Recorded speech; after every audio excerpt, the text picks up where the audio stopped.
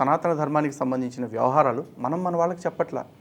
మనం తెల్ల పేజీ అలా వదిలేస్తుంటే వాళ్ళు వచ్చి పిచ్చి గీతలు గీస్తున్నారు. నిజం నిజం. తప్పు మన దగ్గర కూడా ఉంది, మన దగ్గరే ఉందని నేను నన్ను, మన దగ్గర కూడా ఉంది.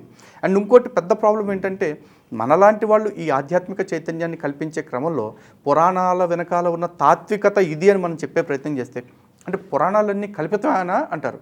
అఫ్ కోర్స్ పురాణాల్లో కల్పితాలు ఉండొచ్చు, ఎందుకంటే పురాణం యథాతథంగా జరిగిందైతే పురాణాన్ని కూడా ఇతిహాసం అని అనేవాళ్ళుగా.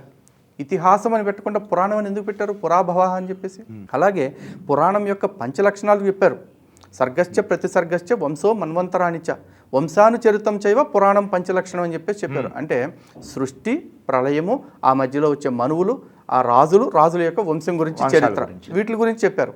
ఈ కథల వరకు ప్రమాణంగా తీసుకోవడానికి పురాణాన్ని అంగీకరిద్దాం. అలా కాకుండా దేవుళ్ళ మధ్య కథల గురించి కూడా పురాణాల్లో కొన్ని ప్రస్తావనలు వస్తాయి. ఉదాహరణకి సుబ్రహ్మణ్య స్వామిని కనటానికి శివపార్వతులు ఇద్దరు కూడా 100 దివ్య సంవత్సరాలు క్రీడించారు అని చెప్పేసి చెప్తారు.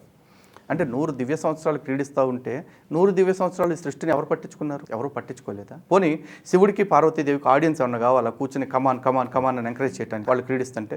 అంటే అక్కడ ఏదో ఖగోళ సంబంధమైన ఒక అద్భుతం జరిగింది. అది ఆ అద్భుతాన్ని మనకు అర్థమయ్యేలాగా చెప్పటం కోసం దానికి పౌరాణిక పాత్రల్ని జోడించి చెప్పారు. అందులో ఎవరెవరి పేరు, ఇప్పుడు మదన్ గుప్తా గారి పేరు, లలిత్ కుమార్ పేరు రాసేసి నువ్వు నీ భార్యతో అట్లా చేసి అట్లా చేసి అంటే మనకు నచ్చదు. కాబట్టి సరే మనందరినీ కాపాడేది, రక్షించేది ఆయనే కదా, ఆయన పేరే వాడేద్దాం అని చెప్పేసి దేవుళ్ళ పేర్లు వాడేశారు. అదొకటే కాదండి, ఇప్పుడు మీకు చంద్రుడికి 27 మంది భార్యలు, 27 నక్షత్రాలు అయ్యి. ఇప్పుడు తారా శశాంకం చూడండి, ఎంత బూతులాగా చూస్తారు మన వాళ్ళు. ఇప్పుడు బృహస్పతి భార్యతో చంద్రుడు సంభోగించాడు.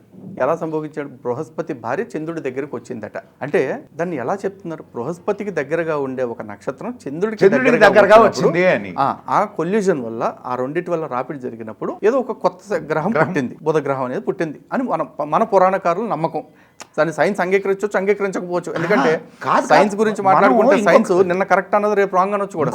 పాసిబిలిటీ ఉంది సార్. ఇంకొక విషయం సార్, ఇప్పుడు ఒక విషయాన్ని చెప్పేటప్పుడు ఒక సింబాలిక్ గా చెప్పడం మన కర్తల, మన కవుల, ఋషుల పురాణం అనేది ప్రతీకాత్మకంగా దీన్ని యాక్చువల్లీ ఏం చెప్తారంటే, పురాణం చెప్పిన పెద్దలు చెప్పిన మాట ఇది అర్థవాదము.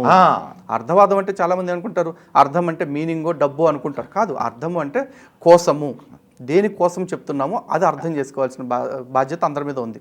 ఈరోజు నా పురుషార్థం అంటారు. పురుషార్థాలు అంటే ధర్మార్థ కామమోక్షాలు, ఈ 4 సాధించటం కోసం చెప్పబడుతున్నాయి, ఆ అర్థం. అలాగే అర్థవాదం అంటే ఏంటంటే ఎందుకు చెబుతున్నారు అనేది తీసుకోవాలి. ఈ రోజున పురాణంలో ఒక కథ ఉంటుంది. ఒక వేటగాడు, ఒక జింక, ఆ జింక పిల్ల లేకపోతే జింక భర్త. ఆ వేటగాడు అట్లని చంపాలని చూస్తుంటే జింక వచ్చి బతిమాలుకుని నన్ను ఒక్కరోజు వదిలిపెడితే, నాకు కాసేపు వదిలిపెడితే నా పిల్లల దగ్గరికి వెళ్ళి మంచి చెడు చెప్పొస్తాను అంటది. వెనక్కి చెప్పేసి వస్తుంది. వచ్చేటప్పటికి ఆ జింకతో పాటు మగ జింక కూడా వచ్చేసి, భర్త జింక, ఇగో నేనుండగా నువ్వు చనిపోకూడదు, కుటుంబం కోసం నేనే త్యాగం చేయాలి అని చెప్పేసి మగ జింక వచ్చి వేటగాడి ముందు నిలబడతాడు. ఆ పిల్ల జింక వచ్చేసి మీరిద్దరు లేనప్పుడు మేము ఎట్లా బతుకుతాం, మేము కూడా చనిపోతామని వస్తారు. వీళ్ళందరినీ చూసి త్యాగంలో పోటీ పడుతుంటే ఆ వేటగాడు అనుకుంటాడనమాట, అరే జంతువులు ఇవే ఇంత త్యాగం చూపిస్తున్నప్పుడు, ఇంత సత్యనిష్ట చూపించినప్పుడు, అంటే ప్రాణం పొద్దని తెలిసి కూడా వెనక్కి వచ్చినప్పుడు నేను మారకపోతే ఎట్లా, ఈ రోజు నుంచి నేను వేట మానేస్తున్నాను అని చెప్పేసి అన్నాడు. దీన్ని ఎవడన్నా గన్నయ్య గాళ్ళకి చెప్పామనుకోండి, వాళ్ళు ఏమంటారు, అసలు జంతువుల భాష మనిషికి అర్థమవుద్దా? జంతువులు మాట్లాడితే మనుషులకు అర్థమవుద్దా? ఈ అదొక అర్థం కాకపోతే అప్పుడు మహాత్ములకు అర్థం కాదని ఎట్లా అనుకుంటారు?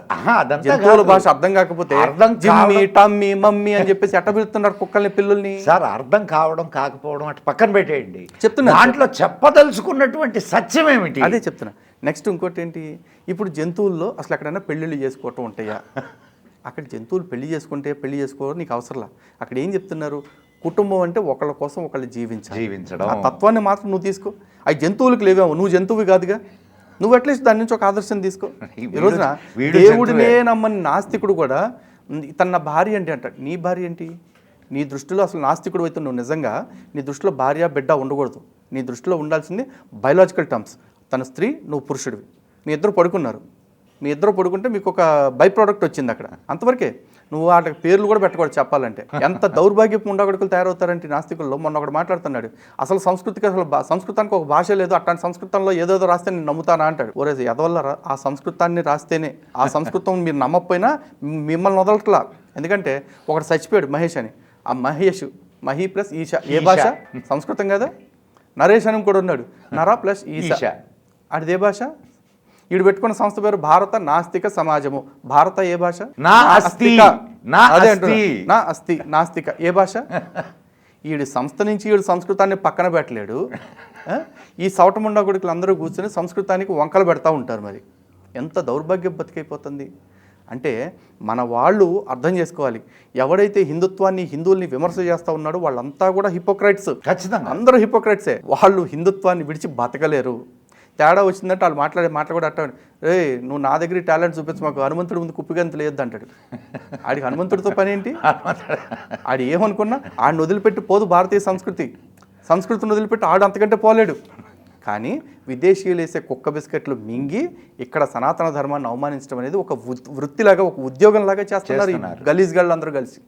ఇలాంటి వాళ్ళందరూ ఒక రకమైన భావజాలాన్ని దేవుడి మీద పెంచుతూ ఉంటే ఈ బ్రహ్మకుమారిలు, లేకపోతే త్రైత సిద్ధాంత భగవద్గీత లాంటి వాళ్ళు, లేకపోతే బాబా రాంపాల్ లాంటి వాళ్ళు జ్ఞానగంగా అనే బుక్ తీసుకొచ్చి ఒక అజ్ఞానాన్ని ప్రచారం చేయటం కావచ్చు, లేకపోతే ఈ డేరా బాబా లాంటి వాళ్ళు కావచ్చు, ఇట్లాంటి వాళ్ళందరూ తయారవుతూ ఉన్నారండి.